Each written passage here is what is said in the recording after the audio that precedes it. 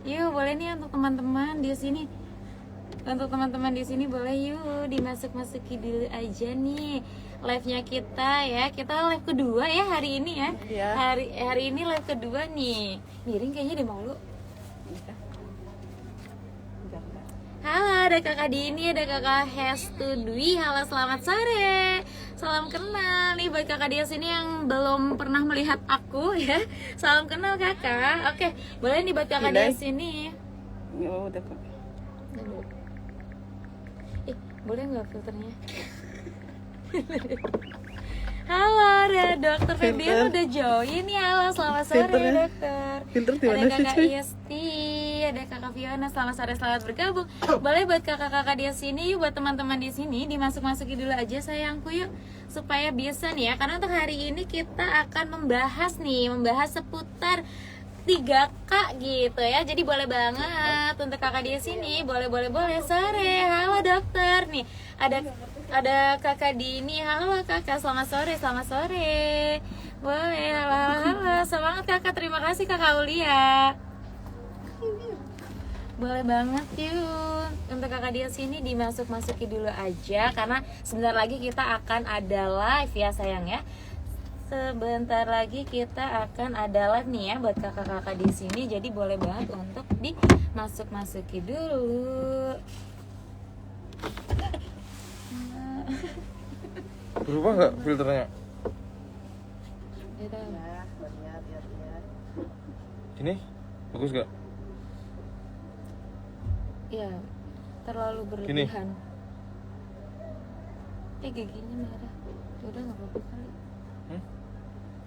Apa ini? Hmm? Apa ini? Ini terlalu berlebihan mas ya. Apa ini? Terlalu berlebihan banget yang ini. Ini terlalu lagi. Coba. Ya udah. Mau yang mana? Nah yang sebelum ini. Ini. Nah, dulu di sini tuh lama mas. Ini Oh. McD. Mas ini terlalu berlebihan. Ini berarti Udah lah, yang itu. aja lah. Udah, yang itu bener. Enggak, jelek. Ih, mas ada bandoknya. Udah lah, udah. Tapi kok hitam banget ya. Gak usah Ini udah. filter kali. Hah? Bisa pakai filter. Nih kalau tanpa Ini gak pakai filter.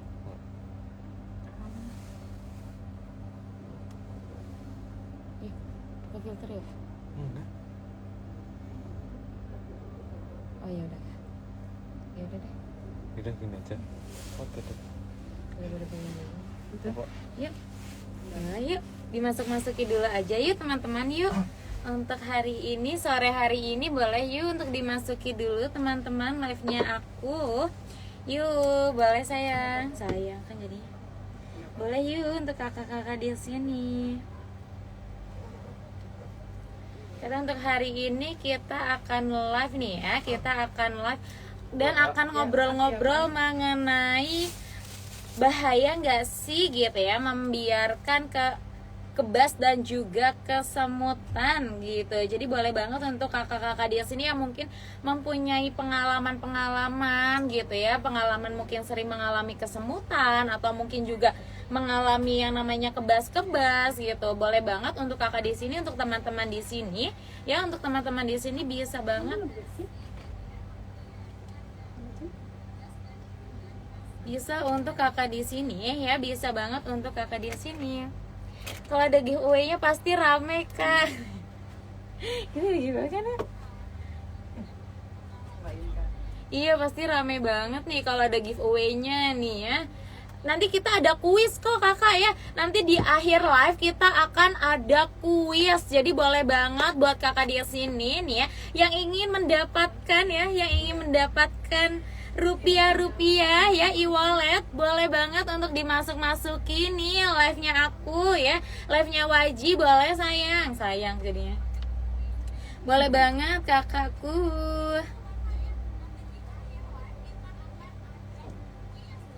Karena nanti di akhir live kita akan ada kuis.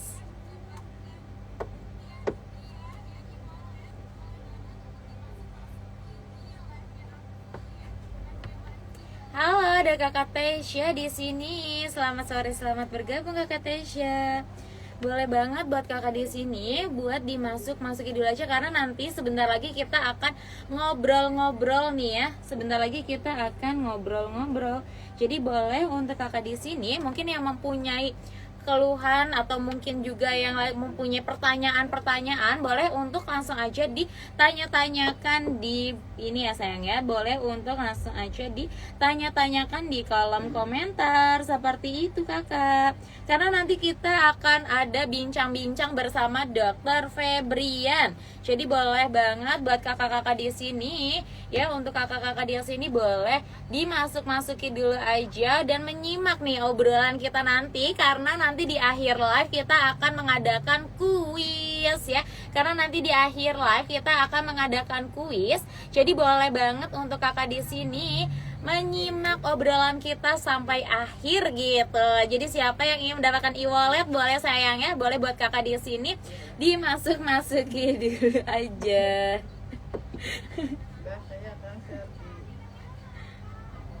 Seperti itu.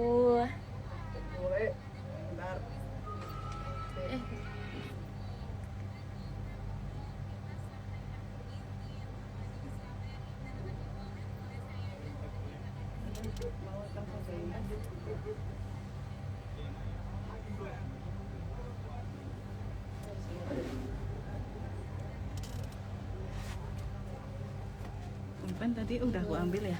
Udah di mana? Lupa. Yuk boleh Udah, yuk masuk. buat kakak di sini untuk dimasuki dulu aja live-nya kita. Dan mungkin juga untuk kakak di sini mungkin yang mempunyai pengalaman gitu ya, untuk kakak di sini yang Invite mempunyai aja ya. pengalaman mengenai kram, kebas, kesemutan, boleh untuk langsung aja disimak baik-baik sayangku cintaku, karena nanti kita akan membahas seputar 3K tersebut gitu ya kakak ya. Nanti kita akan membahas seputar 3K tersebut. Jadi boleh banget buat kakak-kakak di sini dimasuki dulu aja live-nya kita sambil kita menunggu nih ya kakak ya, sambil kita menunggu. Jadi boleh untuk dimasuki dulu aja live-nya kita.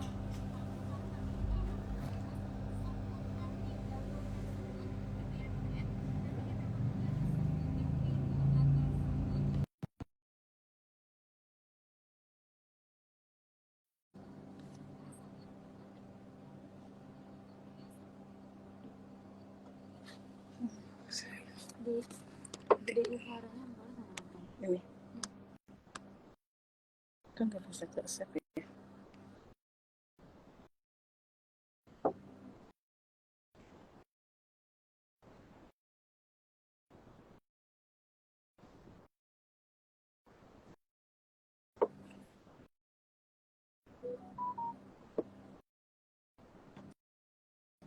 Boleh banget nih buat kakak-kakak di sini dimasuki dulu aja live-nya kita gitu ya. Atau mungkin buat kakak Tapi di nggak bisa sini ke save ya? Hmm? Coba ulang lagi. nggak bisa apa? Save. Disetujui.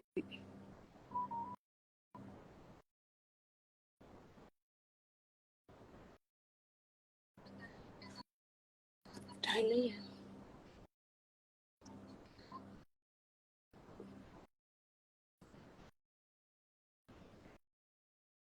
Oh tadi. Karena sebentar lagi kita akan live Halo, sama Dokter Febrian. Halo, selamat sore dok. ya sore-sore. Ya, Gimana kabarnya nih Dokter Febrian nih? baik-baik. Mbak Ju, gimana kabarnya? Alhamdulillah baik juga dok.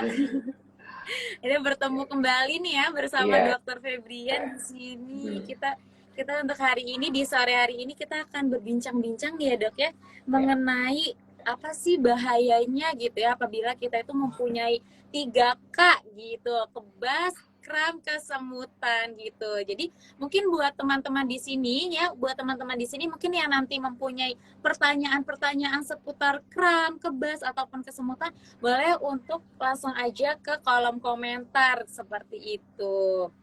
Nah, jadi ini mau gimana nih dok? Mau langsung mulai atau gimana nih dok? Atau mungkin kita mau Langsung aja deh. mau langsung aja kali ya dok ya, langsung aja kali ya dok ya. Iya. Mungkin buat teman-teman di sini Mm-mm. sambil menunggu juga teman-teman di sini gitu. Nah dok, jadi untuk bahayanya nih ya, kram, kebas, dan kesemutan nih dok. Jadi untuk 3K tersebut dok, biasanya kan apabila kita duduk gitu ya dok, bisa tiba-tiba kok kram, bisa tiba-tiba kesemutan. Nah itu tuh sebenarnya apa sih dok yang terjadi gitu dok? Oke, saya mau tanya dulu. Boleh. Menurut Mbak, yang berbahaya itu kebas, kesemutan, atau kram?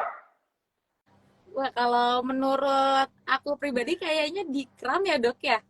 Oke. Ya, Kalau banyak dari orang aku juga pribadi, berpendapat kayak gitu karena kan sakit banget ya kalau iya kram itu betul ya. dok. Mm-mm. Mm-mm. Padahal yang paling berbahaya di antara ketiga keluhan ini adalah kebas gitu. Oke. Nah, saya Mm-mm. mau jelasin dulu apa sih bedanya ya tiga keluhan ini sebenarnya tiga keluhan yang benar-benar berbeda dan penyebabnya pun beda-beda. Yang pertama kalau kram. Kram itu ya suatu masalah yang kayaknya hampir semua orang pasti pernah merasakan. Dia tidak mengancam nyawa juga, tapi anehnya dunia medis sampai sekarang juga tidak ada yang sudah mengetahui secara pasti itu sebenarnya kenapa kram itu terjadi. Mereka hanya punya gambaran besar kira-kira nih yang terjadi apa pada saat kram. Jadi pada intinya kram itu terjadi apabila pasokan energi di dalam otot yang mengalami kram itu menurun.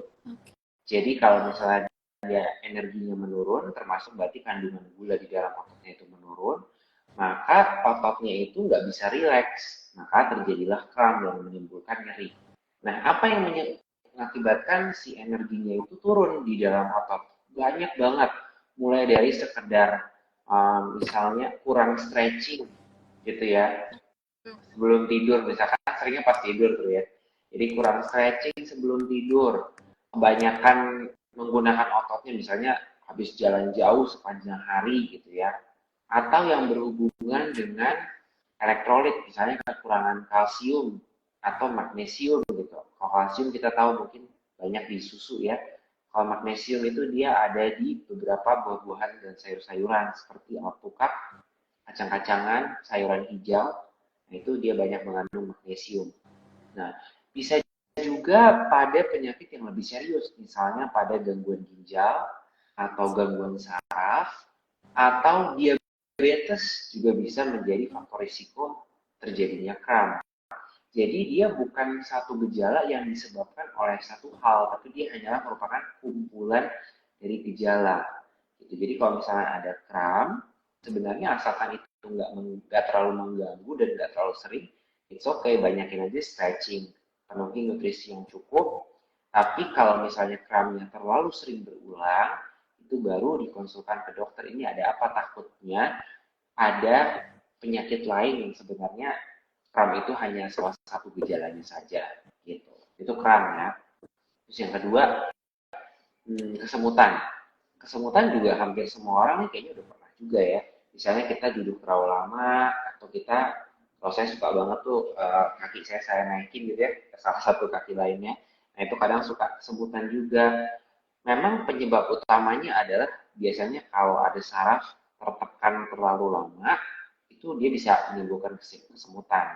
Baik karena misalnya kita nggak sengaja, atau tertekannya karena suatu hal lain, misalnya saraf kejepit di misalnya di punggung bawah atau sekedar di sini nih di pergelangan tangan ada namanya carpal tunnel syndrome, itu juga kesemutan di bagian tangan-tangan seperti itu gejalanya kesemutan. Jadi harus dicari tahu dulu kalau misalnya kesemutannya terjadi di daerah yang memang kita tekan dalam waktu yang lama, ya wajar itu kesemutan. Jadi itu bukan sesuatu yang berbahaya. Tapi kalau misalnya kesemutannya nggak ada apa-apa, kita nggak lagi menekan saraf itu, tapi kok tiba-tiba kesemutan. Nah itu yang harus aware dan coba konsul ke dokter. Kira-kira ini kesemutannya suatu hal yang wajar atau enggak? Gitu. Nah yang terakhir kebas. Kebas itu banyak yang pasien saya juga kalau saya tanya ada kebas nggak bu, ada beberapa yang nggak ngerti kebas itu apa sih. Jadi kebas itu misalnya ya, saya tanya kebas di sini nih, ini itu rasanya tuh kurang ketika dipegang, misalnya dibandingkan dengan sebelah kiri gitu ya. Ini kok kalau dirasa ini kurang, nah itu namanya kebas, jadi hilangnya sensasi. Nah, kebas itu dalam keadaan apapun itu tidak normal.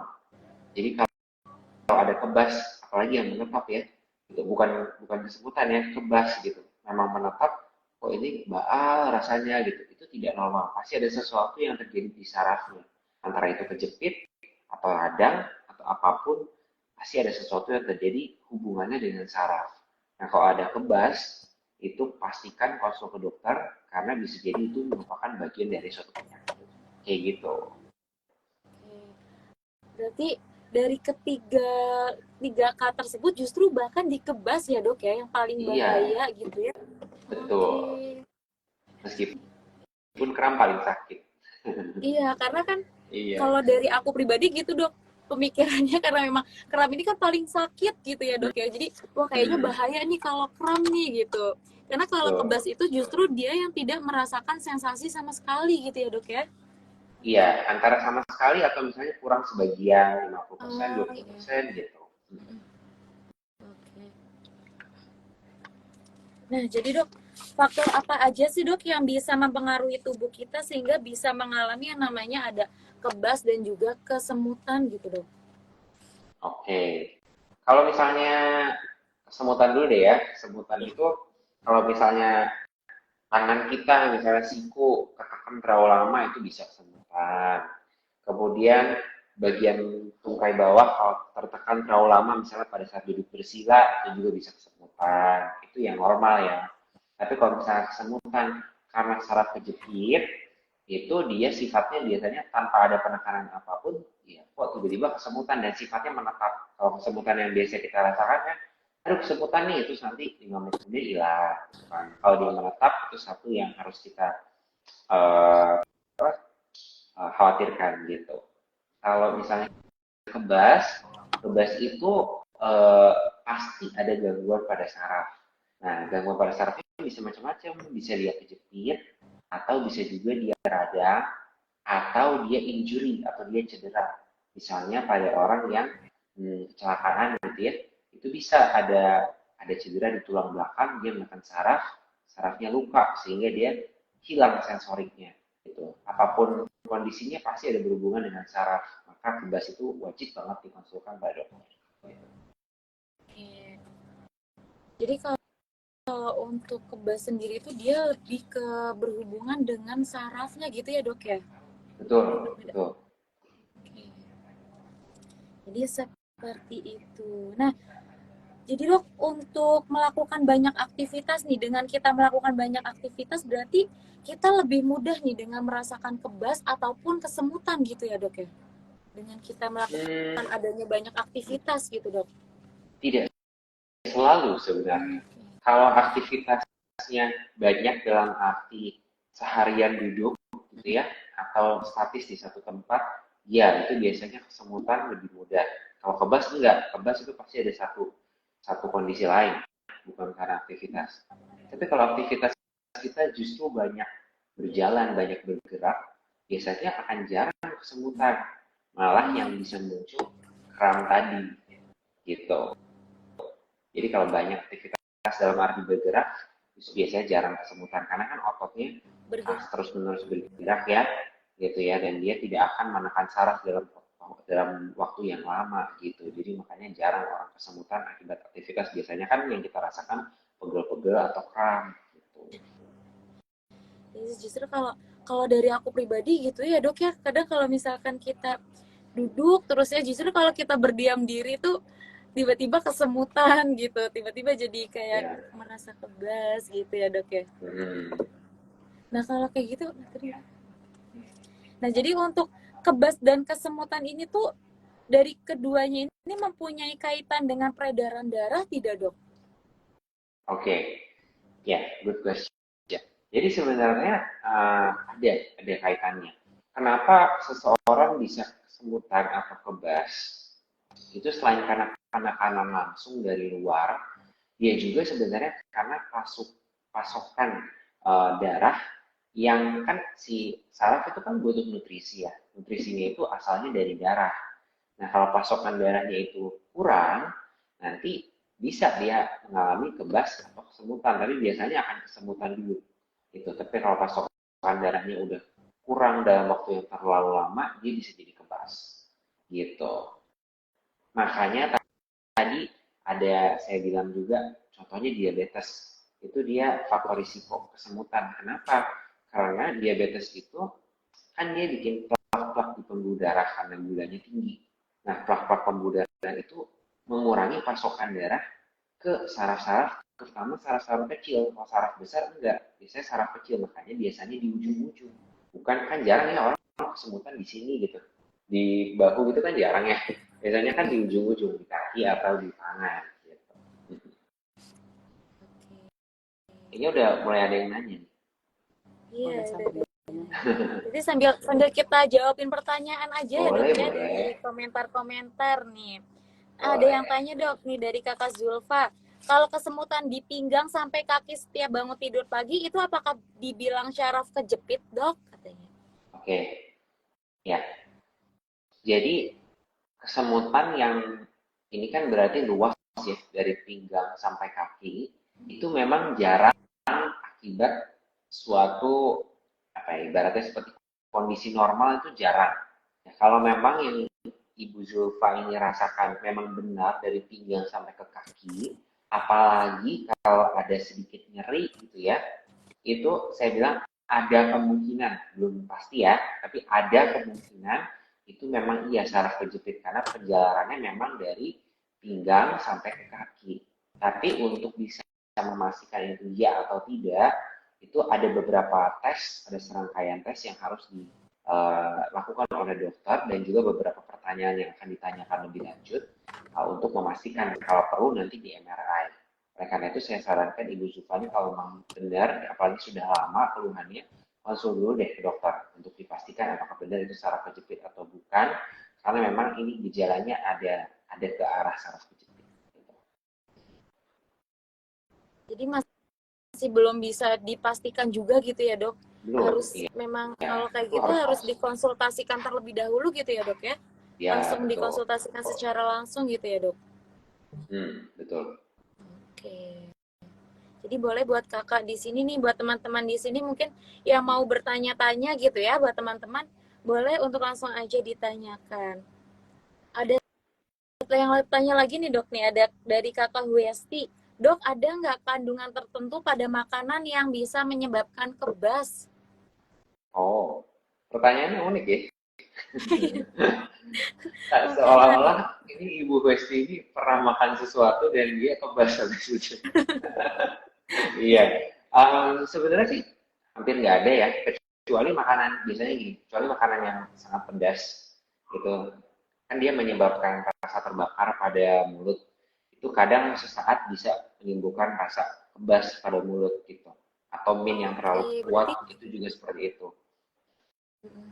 Tapi bukan kebas tiba-tiba di tangan atau kaki gara-gara makan apa gitu, enggak. Ini kebasnya karena emang ada rasa-rasa pedasnya itu ya dok ya, dan itu pun di daerah mulut gitu ya dok ya, bukan yang ada di daerah badan kita gitu. Iya betul.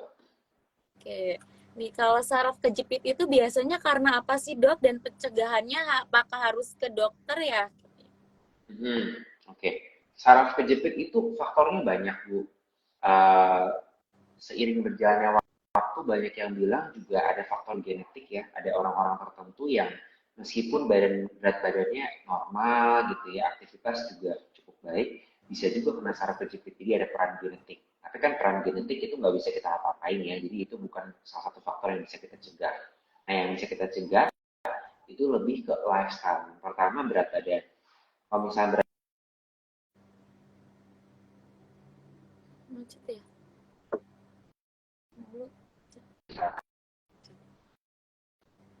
akan lebih tinggi. Jadi berat badan saya normal, itu kemungkinan saraf kejepitnya itu lebih rendah. Gitu. Kemudian kekuatan otot-otot perut, gitu ya. Jadi kita tuh hampir tidak pernah kalau misalnya nggak gym gitu ya, itu hampir tidak pernah melatih kekuatan otot-otot perut. Makanya sering orang buncit itu kan ke depan, gitu ya, karena otot perutnya itu lemah. Nah itu juga harus sebenarnya ada beberapa latihan penguatan yang kita lakukan banyak ya kok di YouTube ya, itu bisa kita cari juga. Tapi pastikan kalian sedang tidak nyeri ya. Kalau misalnya sedang nyeri itu lain soal, harus konsul dulu.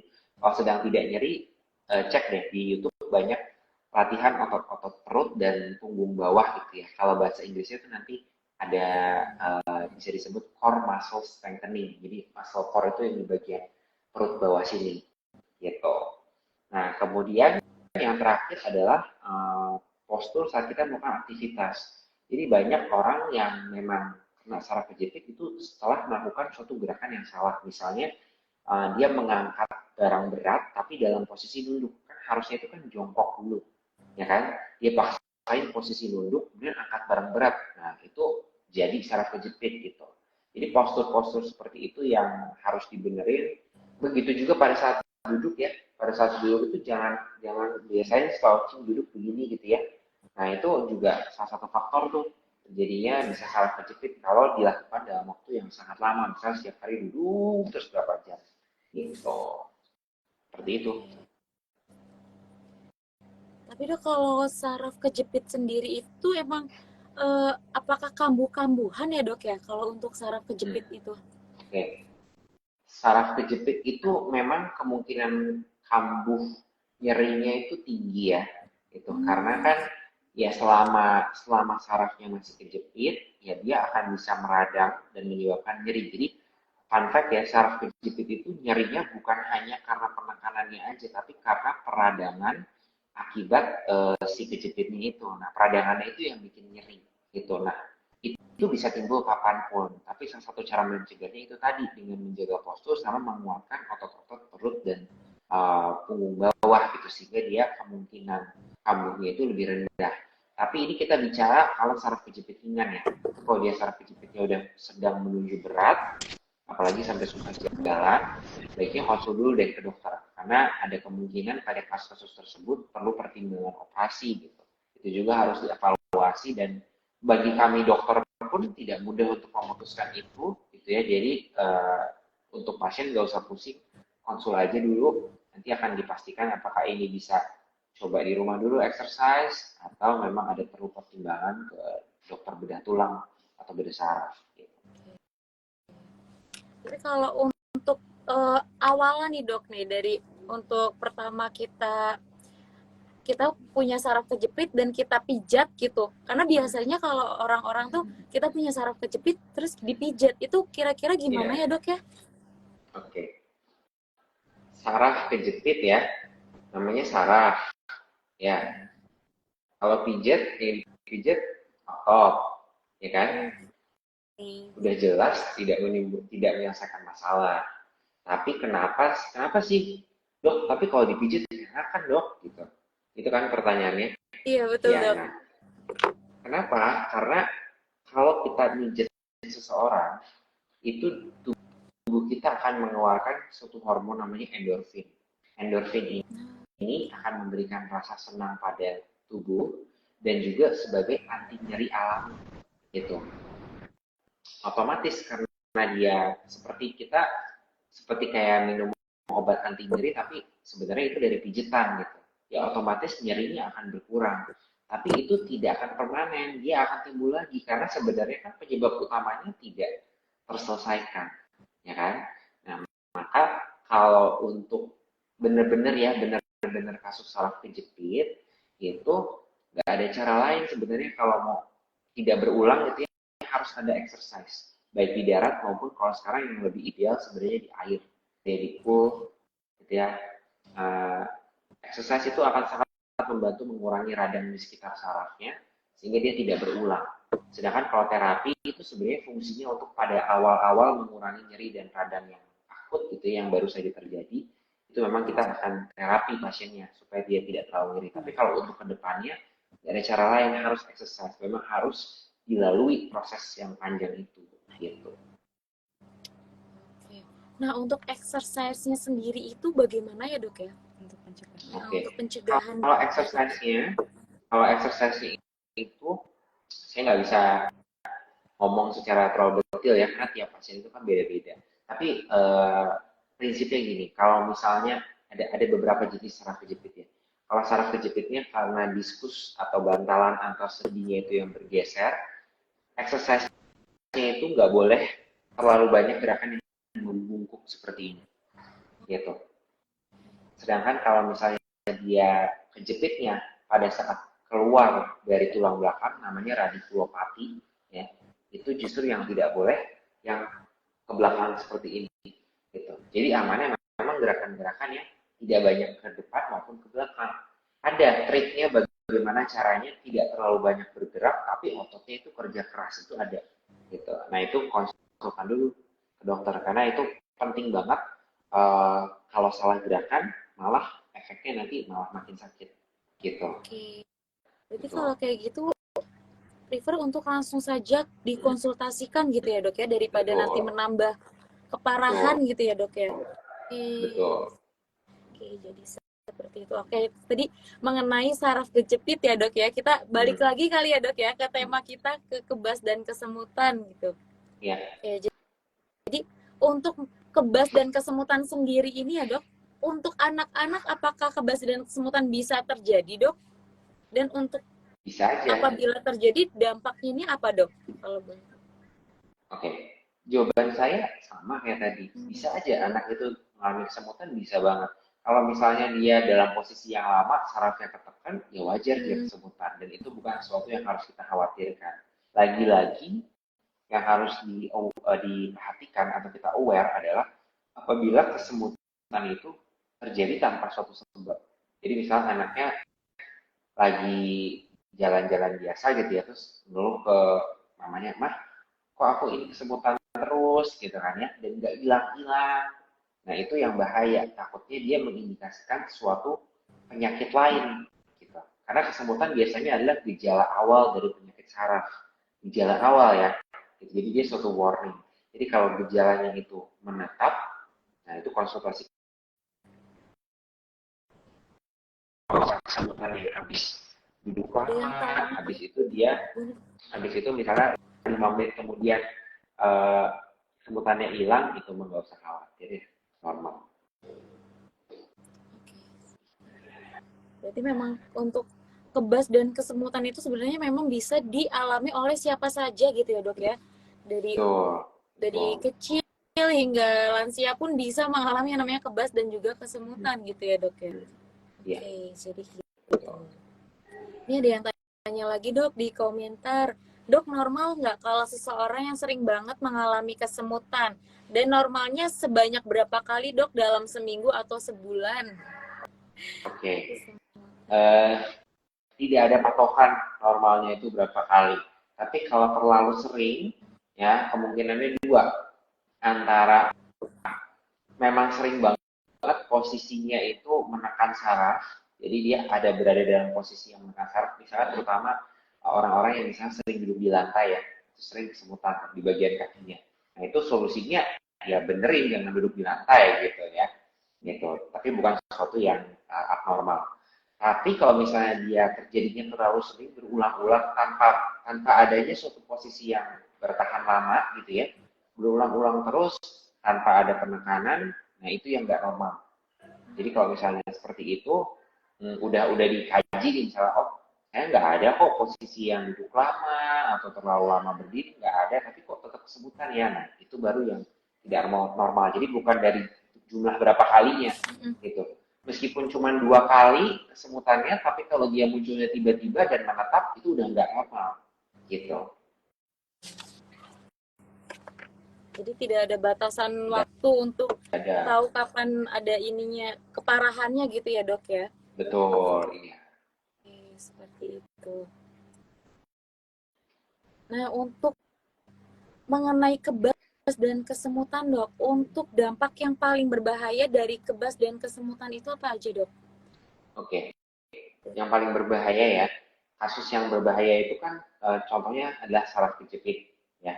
Kalau saraf kejepit dibiarkan, gejala awalnya kan kesemutan dan kebas ya. Kalau udah kebas, habis itu pasiennya terus membiarkan, lama-lama ototnya mulai lemah. Ototnya yang lemah lama-lama dibiarkan, lama-lama bisa mengalami kelumpuhan. Nah, itu yang berbahaya. Bahkan kalau lebih parah lagi, bisa jadi orangnya itu tidak bisa mengontrol buang air kecil dan buang air besarnya. Nah, itu disebut gangguan pada saraf otonom. Nah, tapi udah lebih advance lagi tuh ya, udah lebih tingkatnya lebih tinggi lagi. Makanya ketika udah ada kebas, itu udah red flag banget, harus dikonsulkan ke dokter.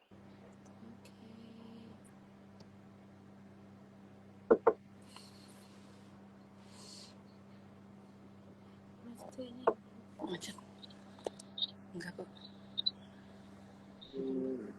Oh, Jadi memang ini ada pertanyaan nih. memang sebahaya itu ya dok ya kalau untuk kebas-kebas gitu ya dok ya. Ya, kalau kebas harus hati-hati sekali. Oke. Untuk ibu hamil dok, ada yang bertanya jika seorang ibu hamil sering mengalami kebas dan kesemutan, kira-kira untuk mencegah atau mengurangi hal tersebut bagaimana ya dok?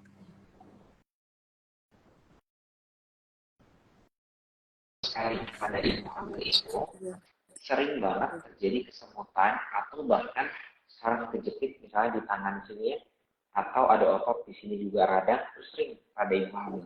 Kenapa? Karena kandungan air pada ibu hamil itu meningkat berkali-kali lipat. Gitu. Karena dia harus memberi makan si bayi, ya kan? Nah, hamilnya sendiri ya kita nggak bisa apa-apain, gitu ya. Tapi kalau misalnya ingin mencegah kebas dan kesemutan itu pada ibu hamil, yang perlu dilakukan adalah pada daerah yang sering mengalami kesemutan, jangan biarkan mengalami penekanan yang terlalu lama. Misalnya gini, kalau kesemutannya di sini ya, gitu, jangan terlalu lama mengetik, misalnya atau menggunakan handphone. Harus ada jedanya dan harus sering-sering stretching dan menggerakkan otot-otot di bagian yang memang mengalami kebas, gitu. Itu aja sih. Kalau misalnya faktor risiko kehamilannya sih kita kan nggak bisa apa-apain ya, itu bagian memang risiko gitu. Ketika dia hamil ya memang risiko kebas akan risiko kesemutan ya. Kalau kebas sih harusnya enggak. Risiko kesemutan harusnya akan lebih tinggi. Kalau misalnya udah ada kebas berarti ada satu gangguan tuh, misalnya saraf kejepit, carpal tunnel syndrome seperti itu. Gitu. Intinya mah banyak gerak. Diperbanyak olahraga gitu ya dok ya, senam-senam hamil gitu ya dok. Ya untuk sekarang ini juga udah banyak kalau hamil itu pada ikut senam, yoga gitu, yoga hamil gitu. Jadi itu salah satunya dok ya untuk mengurangi namanya kebas-kebas dan kesemutan. Betul.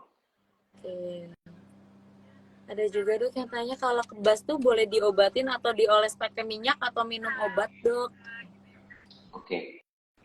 Kalau dia beneran kebas ya, kebas dalam arti baal, itu obat itu sangat sedikit yang bisa mengobati kebas. Kecuali obatnya dia menargetkan secara langsung penyebab kebas. Misalnya contohnya carpal tunnel syndrome, misalnya di sini kejepit gitu ya. Itu kan ada radang, maka dia kebas. Gitu ya.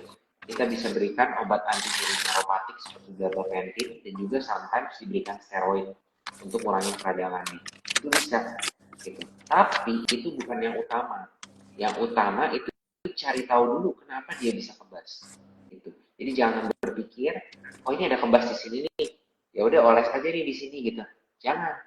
Periksakan dulu karena siapa tahu penyebabnya bukan di sini, bisa aja misalnya di bahu atau di leher gitu. Jadi cari tahu dulu, takutnya itu merupakan bagian dari sesuatu yang lain yang lebih berbahaya gitu. Seperti itu. Jadi memang prefer untuk langsung saja dikonsultasikan terlebih dahulu gitu ya dok ya. Betul. Tapi kalau semisal kita itu udah tahu nih dok untuk mungkin penyebabnya gitu. Tapi kalau misalkan kita mungkin untuk melakukan pencegahannya dengan dioles-oleskan dengan minyak-minyak atau mungkin dengan kita konsumsi obat gitu, itu bagaimana dok? Oke. Kalau pada kasus kesemutan dan kram, ya misalnya kesemutan dan kram gitu ya, terutama akibat terlalu banyak berjalan kayak gitu ya, atau aktivitas pada hari itu terlalu berat gitu. Dioles minyak, pada beberapa minyak itu kan kandungannya ada yang untuk relaksasi otot ya.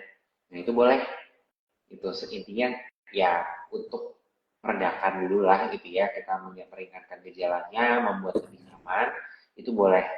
Nah setelah itu, kalau memang mengganggu sekali, baru dicari tahu ini kenapa ya, kok bisa terjadi seperti ini berulang-ulang gitu. Jadi seperti itu. Nah, ada juga dok yang tanya, ayah saya punya masalah kebas dan kesemutan di kaki, apalagi kalau kakinya ditekuk untuk sholat dan duduk lama. Nah, untuk jenis vitamin untuk kebas dan kesemutan apa dok yang ada di apotek katanya? Oh, nah ini contohnya nih yang saya bilang tadi, ya kalau kakinya ditekuk untuk sholat dan duduk lama, kan gitu ya, ya iya pasti akan kesemutan, gitu. Jadi bukan bukan sakit ini mah memang begitu, kecuali kalau memang dia duduknya dalam posisi tidak menekan bagian yang kesemutan, gitu. Jadi pastikan dulu ini posisi duduknya ini seperti apa, gitu ya. Tapi kalau memang kesemutannya tidak berhubungan dengan lokasi yang tertekan, itu ya, itu pastikan konsul dulu ke dokter tadi yang aku bilang. Jangan-jangan dia bagian dari saraf kejepit, misalnya gitu ya. Kalau bicara vitamin sih sudah banyak ya, vitamin B6, B12 gitu ya. Itu bisa tuh untuk saraf. Tapi kan itu bukan utamanya gitu. Dia hanya penunjang aja. Seringkali kita berpikir itu vitamin adalah solusi dari segalanya. Enggak, padahal vitamin itu kan penunjang. Gitu. Jadi kita cari tahu dulu itu kenapa. Kalau misalnya udah tahu mau dikasih vitamin ya monggo bebas, mau B6, B12, B kompleks, terserah gitu. Jadi seperti itu untuk kakak, siapa nih, udah kakak Fania, sudah terjawab ya kakak Fania ya. Jadi untuk seseorang sering mengalami kesemutan dan kebas, bahaya bagi kesehatan dalam jangka panjang dok, untuk kebas dan kesemutan. Kesehatan secara umum dalam arti jantung, paru segala macam biasanya sih enggak gitu. Paling yang berkaitan dengan itu ya kualitas hidup ya. Apalagi kalau kebas gitu ya. Kalau kebas terus nanti yang tadi aku bilang dia ternyata saraf kejepit, dia makin lemah, otot itu yang berbahaya. Tapi kalau secara maksudnya mengancam nyawa sih biasanya sih enggak. Karena dia biasanya gejalanya lebih ke kekuatan otot kalaupun dia berbahaya gitu. Ya, jadi untuk kita terbebaskan dari kebas dan kesemutan tuh olahraga setiap hari itu diperlukan tidak sih dok? Olahraganya sebenarnya nggak harus setiap hari ya. Gitu, olahraga sesuai anjuran WHO aja. Misalnya aerobic exercise ya, itu yang paling dianjurkan untuk misalnya penyakit mencegah kesemutan, cramp gitu ya. Itu aerobic exercise itu kan 3-5 kali seminggu, durasinya 30 menit. Nah, itu aerobic exercise macam-macam, bisa berjalan cepat, bersepeda, gitu, atau berenang. Gitu. Kemudian latihan penguatan juga bisa pakai dumbbell, gitu ya. Itu juga cukup 2-3 kali seminggu cukup. Gitu. Sedangkan kalau untuk flexibility bisa dia dilakukan 4 kali, kemudian 15-20 detik per bagian ototnya itu bisa kita lakukan untuk supaya ototnya lebih lemas, gitu ya. Apalagi terutama malam-malam tuh habis kita berjalan seharian, beraktivitas seharian supaya nggak kram, boleh dilakukan stretching pada otot-otot yang sering mengalami kram. Gitu. Ya, karena kalau kita sebelum melakukan olahraga tapi kita tidak melakukan stretching juga kadang ada suka tiba-tiba kram gitu ya dok ya. Karena iya, kaget betul. mungkin ya dok ya itu. Bisa jadi kaget. Oke. Betul. Jadi memang untuk stretching ini sangat diperlukan ya dok ya dalam melakukan olahraga. Dok, ada yang tanya lagi dok, apakah kebas dan juga kesemutan ini berhubungan dengan pengapuran dok? Oke. Sebenarnya secara langsung sih enggak ya. Karena yang satu itu penyakit degeneratif atau karena usia di sendi, sedangkan yang satu penyakitnya di saraf, gitu. Tetapi itu bisa terjadi bersamaan. Gitu. Kadang ada saya temukan pasien-pasien kebetulan ya, misalnya dia agak gemuk, gitu ya, kemudian dia ada OA di lutut atau bahkan di ankle ya, pengapuran di lutut atau ankle, kebetulan ada kesemutan juga di situ. Yang disangka-sangkanya biasanya tuh jadinya disangka saraf kejepit biasanya, gitu. Ini saya saraf kejepit bukannya. Padahal ternyata misalnya kalau kita telusur, oh ada diabetes, oh ada kolesterol. Jadi sebenarnya kebetulan terjadi bersamaan, gitu. Tapi harusnya kalau pengapuran malah gejalanya bukan kebas tapi nyeri malah, Oke. gitu. Jadi dua hal berbeda. Jadi kalau untuk pengapuran sendiri dia lebih ke arah nyeri gitu ya dok ya? Betul, betul. Ada yang tanya dok, adek aku suka main game, terus ngeluh tangannya sakit, tipsnya dok? Tipsnya? Tipsnya kurangin main game. Terlalu banyak Iya, main iya, game sepertinya. iya. Ya, sebenarnya ya kalau ada tangannya sakit, ya harus dilihat dulu itu sakitnya di mana kan, bisa bisa di sini di pergelangan tangan, bisa di jempol, bisa di kelingking, macam-macam kan, gitu. Jadi itu masing-masing tata laksananya pun berbeda gitu. Tapi kalau misalnya yakin nih memang karena itu main game, ya berarti memang faktor risikonya kan karena main game. Pasti kan ada jeda antara main game, jangan berjam-jam seperti itu.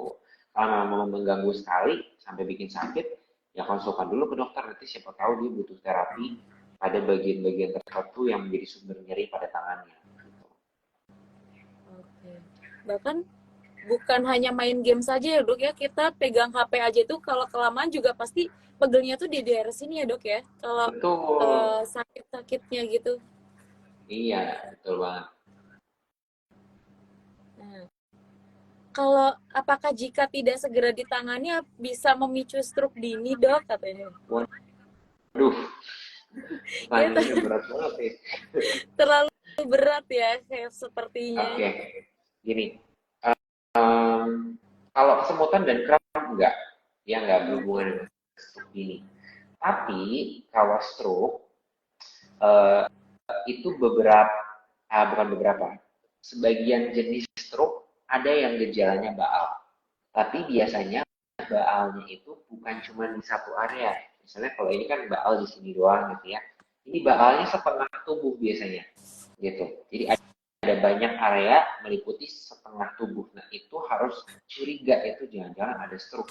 Tapi kalau misalnya baalnya cuma di kaki doang gitu, itu kita curiga saraf kejepit di tempat lain, gitu. Jadi sebenarnya enggak sih, bukan memicu stroke, tapi dia ada sebagian stroke yang gejalanya baal ada, tapi bukan sebagai pemicu, bukan. Gitu. Ya, tapi tidak semua penyebab dari stroke dini itu karena adanya kebas, kesemutan gitu ya dok ya? Bukan, bukan. Nah untuk tipsnya sendiri nih dok nih, untuk tipsnya sendiri bagaimana dok supaya kita itu buat kita agar tidak mudah merasakan yang namanya kebas dan juga kesemutan itu bagaimana dok? Oke. Kalau kebas dan kesemutan sih, tipsnya ya kembali lagi ya, jangan memposisikan tubuh kita, bagian tubuh kita itu berada dalam satu posisi yang lama, apalagi ketekan. Ini sekalian saya ngejawab ya, kenapa main gadget ini bisa tangan kebas. Karena ketekan gitu. Kalau misalnya kita megang HP terlalu lama gitu ya otomatis kan ada bagian dari tangan kita yang tertekan. Otomatis saraf kejepit, dia jadi kebas gitu. Jadi kalau kita melakukan sesuatu apapun itu jangan berada dalam posisi yang sama itu dalam waktu yang terlalu lama. Harus ada geraknya, harus ada jedanya. Gitu. Jadi tipsnya itu sebenarnya banyak gerak akan menghindarkan kebas dan kesemutan. Dan kalau kebas dalam arti saraf kejepit, ya berarti itu postur diperhatikan. Misalnya kalau kita ngambil barang jangan bungkuk tapi jongkok, kayak gitu. Jangan terlalu banyak twisting seperti ini gitu ya. Kalau mau ngambil barang ke belakang ya badannya muter, jangan cuma atasnya doang yang muter gitu. Seperti itu. Nah, untuk gaya hidup apa sih dok yang punya pengaruh besar nih terhadap adanya kebas, kesemutan, mungkin seperti pola tidur atau mungkin pola makannya itu mempengaruhi tidak dok? Kalau pola tidur nggak terlalu pengaruh, tapi kalau pola makan makan bisa pengaruh ke kesemutan. Kayak yang saya bilang tadi, kalau kesemutan dan kalau kolesterol dan diabetes itu kan salah satu faktor risiko ya adanya kesemutan, yaitu namanya neuropati diabetik. Jadi kalau kita terlalu banyak makan gorengan, kemudian kue-kue gitu, kemudian kita menjadi kolesterol tinggi, kemudian gula tinggi, bisa membentuk plak-plak dalam pembuluh darah kecil sehingga mengakibatkan kesemutan gitu. Seperti itu. Untuk tips-tipsnya nih, mungkin untuk kakak-kakak di sini, untuk teman-teman di sini ada yang mau ditanya-tanyakan lagi atau mungkin kita mau menuju ke kuis ya? Karena sebentar lagi kita akan menuju ke kuis nih. Dan nanti untuk mungkin untuk para pemenangnya atau yang jawabannya benar bisa nanti untuk dibantu dengan Dokter Febrian ya dok ya, bisa untuk ditolong dibantu untuk pertanyaannya nih ya.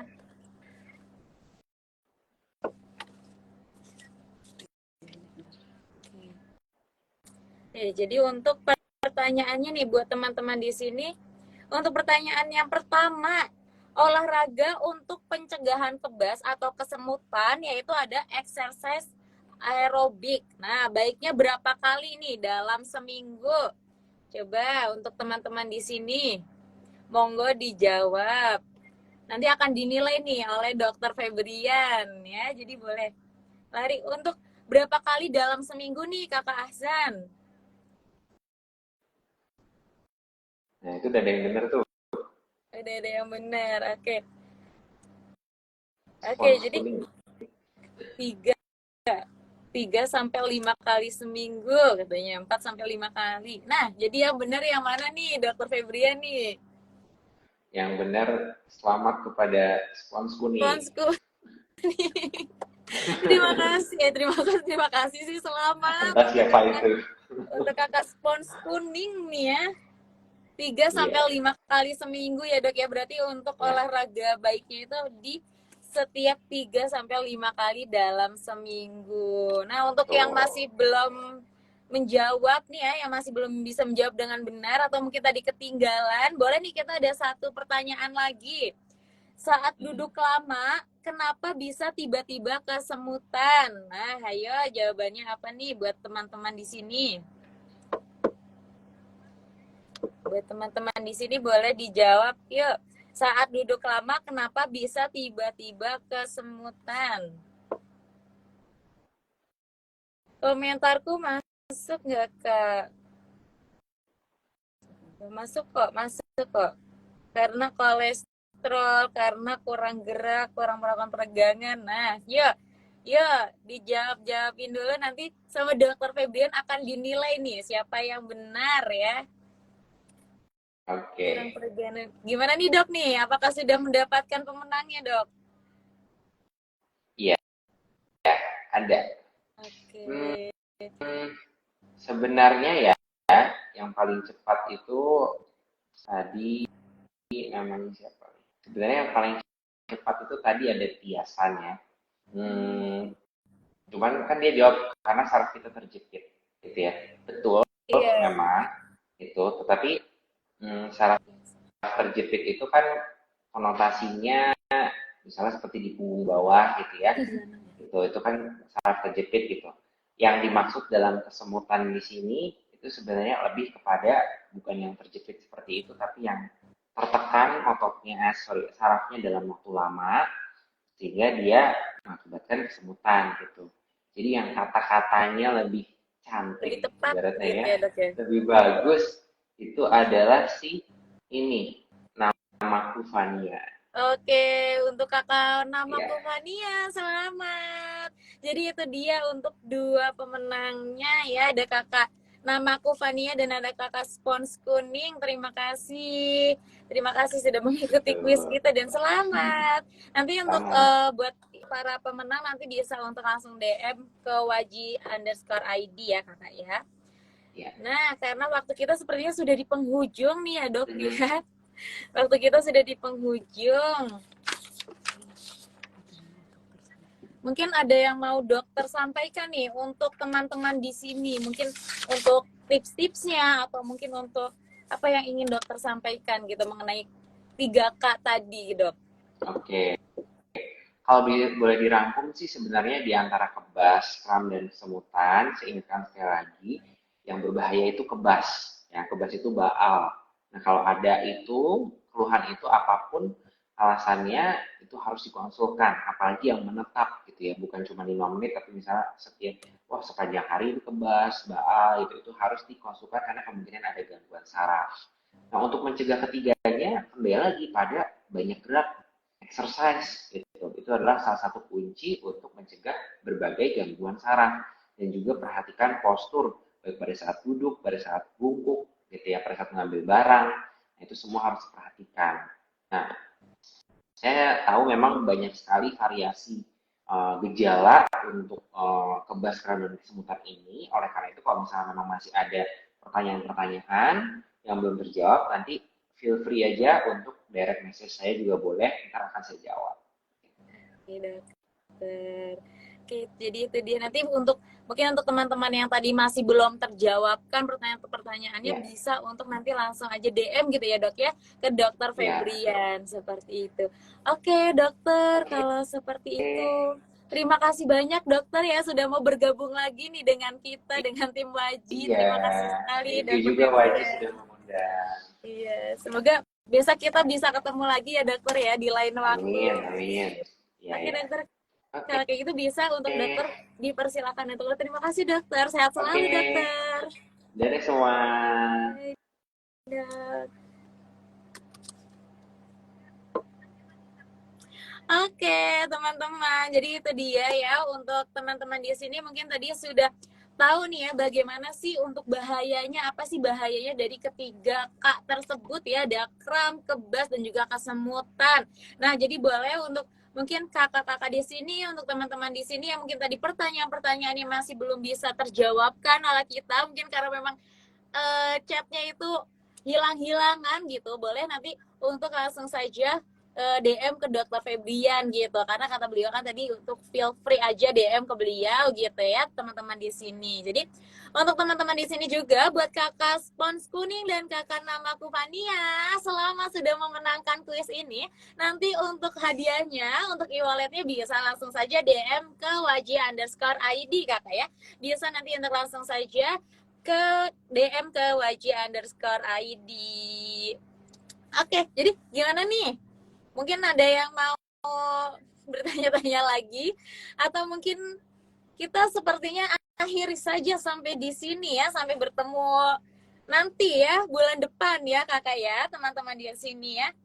Oke, sepertinya karena waktu Minji juga sudah habis ya, jadi sebenarnya Minji mau pamit undur diri. Terima kasih sekali untuk teman-teman di sini yang sudah mau hadir, yang sudah mau bergabung, yang sudah mau bertanya-tanya, dan juga yang sudah mau tadi bertanya-tanya, sudah memenangkan kuis juga. Terima kasih dan selamat untuk teman-teman di sini. Minji mengakhiri dan bye-bye, see you, sehat selalu.